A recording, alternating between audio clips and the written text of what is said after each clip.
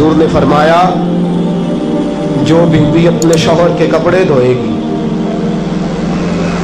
कैसे खूबसूरत जुमले। फरमाया जिसने अपने शौहर का एक जोड़ा धोया अल्लाह उसको 1000 नेकी अता फरमाएगा। क्या किया इसने जी? और अगर 4 धोए तो, और अगर 10 धोए, जिस बीबी ने एक जोड़ा खामद का धोया 1000 नेकी मिलेगी। फरमाया अल्लाह 2000 गुना माफ फरमा देगा। और जिस बीबी ने एक जोड़ा अपने खामद का धोया, मेरे रसूल पाक सल्लल्लाहु ताला अलैहि वसल्लम फरमाते अल्लाह उसे अपने कुर्ब का 1000 दर्जा अता फरमाएगा। जिसने एक जोड़ा अपने खामद का धोया, सैयद आलम सल्लल्लाहु ताला अलैहि वसल्लम ने फरमाया औरतें गिला करती हैं शौहरों का, शिकवा करती हैं। मैं फिर अर्ज करता हूं, मेरी हैसियत एक नाकिल की है, बहुत सी गलतियां, बहुत सी कोताहियां जिंदगी का हिस्सा है। एक नाकिल हूं, बात पढ़ता हूं, आगे बयान कर देता हूं। मैं जदों दी तेरे घर आईया सुख वेखे ही नहीं। जब दी तेरे अल आईया ना तब वो देखो कितना आला है, वो उसकी बीवी कितनी। हदीस सुनाने लगा हूं। मेरे रसूल पाक सल्लल्लाहु अलैहि वसल्लम ने फरमाया जिस बीबी ने एक दफा कह दिया अपने शौहर से कि जब से तेरे पास आई हूं भलाई नहीं देखी, एक दफा कहा, एक दफा बोली कि जब से तेरे पास आई हूं भलाई नहीं देखी, रसूल पाक फरमाते हैं अल्लाह उसकी 70 साल की इबादत जाया कर देगा। उस औरत के 70 साल के नेक अमाल जाया हो गए। जिसने एक बार बुल्ले शाह आसमानी उड़दियां पढ़ना है, आ जेड़ा घर बैठा ओनू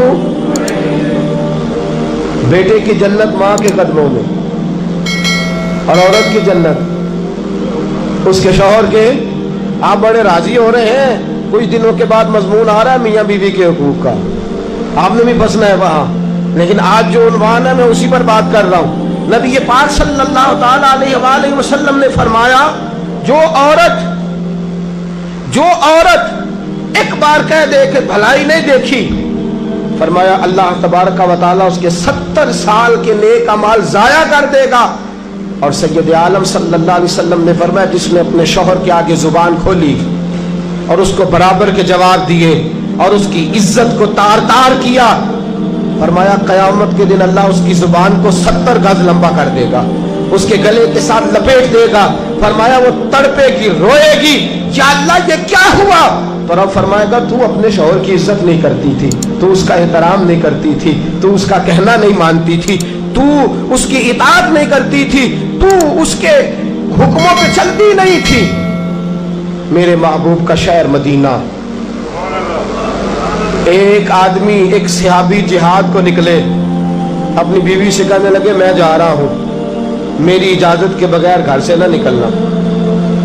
और हदीस में मौजूद है, इमाम ज़हबी हदीस लाए हैं, फरमाया कयामत के दिन उसके पैर गले से लिपटे होंगे, उसके पैरों को गले से बांध दिया जाएगा। ये कौन औरत है? तो रब फरमाएगा ये वो थी जो खामद की इजाजत के बगैर घर से निकला करती थी, बगैर इजाजत के घर से निकलती थी। सैयद आलम सल्लल्लाहु ताला, बड़ी अजीब हदीस है, मैं पढ़ता हूं तो रो पड़ता हूं। हुजूर हजरत फातिमा को लेने गए, शादी के तीसरे दिन हुजूर लेने गए, मेरे महबूब ने आजमाने के लिए कहा फातिमा चले, फातिमा चले, यूं हाथ बांध दिए, अर्ज की सोनिया बाप भी हैं आप, नबी भी है, मेरी जुर्रत ने इनकार की, लेकिन अब्बा जी आपकी जुबान से सुना है शौहर की बगैर इजाजत निकलना नहीं, अगर इजाजत दे तो अली का इंतजार कर लो। इज्जत वाले रसूल की इज्जत वाली बेटी ने जब कहा ना सोने इजाजत दो दे तो इंतजार कर लो, करीम रसूल की आंखों में आंसू आए।